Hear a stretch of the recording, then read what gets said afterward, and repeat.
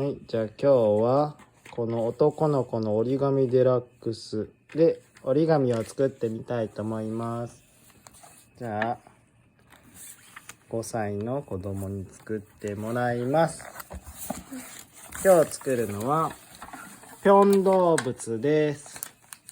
難しいかな。はい、じゃあ作ってみてね。まずはこうやって折って、ちょっと待って折って開いて、もう一回折って長方形に折って頭を折って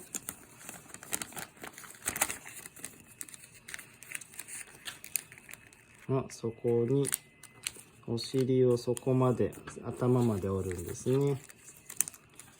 そして折り返します。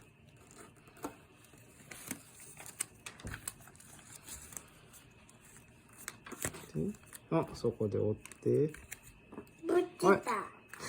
あれもう終わり？簡単じゃん。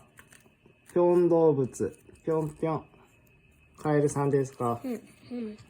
上手です。いいですね。はい、ちょっと待ってね。上手でした。はい、ぴょん動物でした。はい。